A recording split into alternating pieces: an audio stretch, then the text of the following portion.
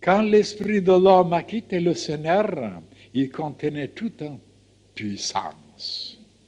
Que le temps soit nécessaire pour la concrétisation des possibilités de l'esprit, c'est une affaire entendue. Mais l'esprit a effectivement toutes les possibilités. Si vous pensez plus souvent à cette vérité, elle vous aidera énormément dans votre évolution. Et même si vous pouvez comprendre le côté pratique de cette vérité, que tout est en vous, vous éviterez beaucoup de tristesse et de désillusion. Par exemple, votre bien-aimé n'est pas là auprès de vous et vous êtes triste ou même furieux. Alors, pourquoi ne pas penser qu'elle est en vous? À ce moment-là, vous êtes tranquille, vous êtes heureux. Et pourquoi doit-on toujours tout attendre de l'extérieur? Et vous avez aussi un maître. Et s'il n'est pas là physiquement, et s'il ne vous parle pas, est-ce que c'est une raison pour rester abruti? Pourquoi ne pas penser qu'il est en vous, et qu'il vous parle, et qu'il vous aide, et qu'il vous protège?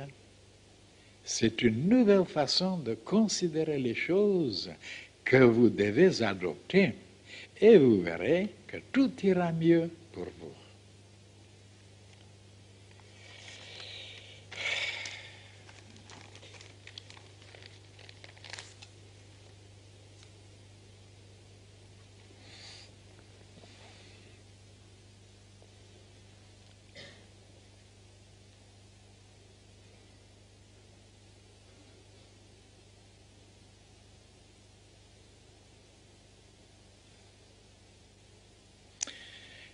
Voilà encore, mes chers frères et sœurs, des choses nouvelles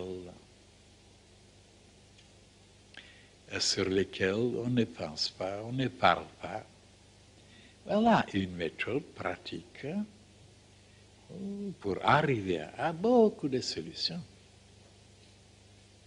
Prenez seulement un exemple. Et vous verrez que ce n'est pas tellement étonnant, tellement incroyable, tellement impossible. Comment ça se fait que les chrétiennes, et ils n'ont pas auprès d'eux le Seigneur? Ils ne le voient pas, ils ne le touchent pas, ils ne l'embrassent pas. Alors, et ils se contentent de penser qu'il est en dedans. Invisible, impalpable, mais réel. Et pourquoi on ne doit pas faire la même chose pour beaucoup de créatures, par exemple, comme c'est dit ici, votre bien-aimé n'est pas là. Et qui vous empêche maintenant d'aller beaucoup plus haut dans la région où toutes les créatures, vous pouvez les trouver, toutes les créatures sont là. Ils sont réels, ils existent dans le domaine divin. Et pourquoi toujours les chercher dans le plan physique? Et c'est de cette façon que l'humanité est limitée. Alors elle s'est fait beaucoup de soucis, beaucoup de tristesse, des chagrins, des anomalies, ainsi de suite, parce qu'elle s'est habituée à chercher les choses seulement dans le plan concret, dans le plan physique. Comme regardez par exemple pour les vitamines, pour les hormones, pour toutes sortes de choses. Il faut toujours les trouver dans la pharmacie, il faut les avaler, il faut les prendre, il faut les boire. Et pourquoi ne pas aller les chercher dans les régions où ils sont dans un état subtil, éthérique, comme je vous ai déjà parlé dans le passé. Mais oui, je disais avant qu'ils soient dans le plan physique, c'est-à-dire dans le plan solide, matériel, ben, ils étaient dans un état liquide. Et avant, ben, ils étaient dans un état aérien. Et avant, ils étaient dans un état éthérique. Donc, avant que les choses viennent se concrétiser, durcir, devenir visibles, mais ils étaient déjà avant dans des états subtils. Et regardez maintenant tout ce qu'on trouve dans les océans, dans les rivières, alors dans les rochers, sous la terre, ben, c'était déjà tout d'abord dans l'eau. Et l'eau, et tout après, avant, et ils étaient dans l'air. L'air, donc, fait entrer beaucoup de choses dans l'eau.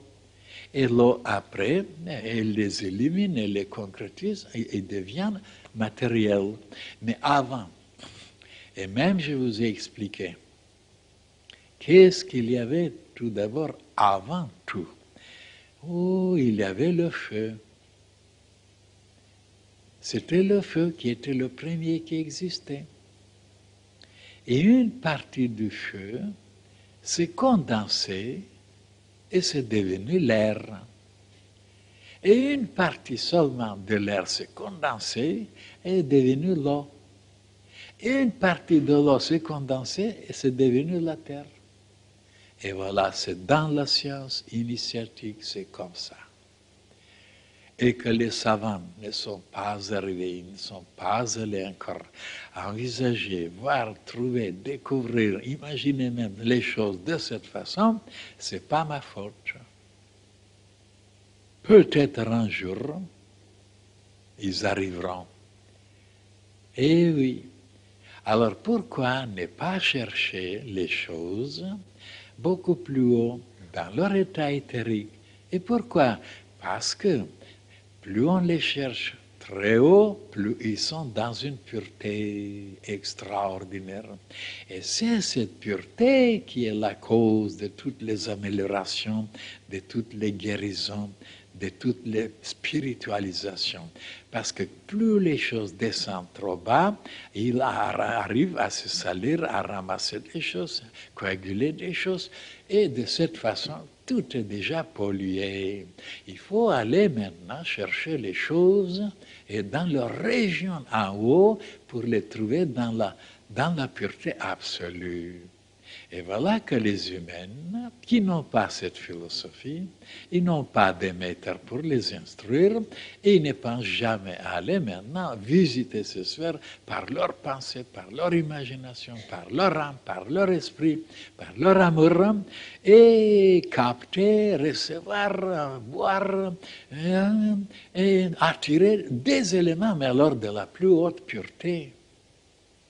Et on n'est pas habitué à penser comme ça. Voilà pourquoi tout ce qu'on prend, tout ce qu'on mange, tout ce qu'on boit, tout ce qu'on respire n'est pas de la pureté absolue. Tout est pollué maintenant. Et ce n'est pas étonnant, bien sûr, qu'il y a tellement de maladies. Parce que tout ce que nous mangeons, si vous savez seulement, l'honnêteté, l'intégrité de tous ces gens-là qui les produisent, s'ils pensent au bonheur, à la santé des humains, pour gagner de l'argent, ça leur est égal. Alors ils préparent les choses même. Il y a des poisons même en dedans pour vous gagner de l'argent. Tout ce qu'on boit aussi. Alors, ça c'est une autre question pour vous montrer maintenant, pour les huiles, pour ceci, comment on les prépare, qu'est-ce qu'on met, comment on les mélange. Alors c'est affreux, c'est pas mon domaine bien sûr, mais moi je peux vous entretenir un jour, mais c'est pas ça qui vous apprendra comment marcher, comment penser, comment se comporter. Alors je préfère beaucoup plus le côté spirituel de la question.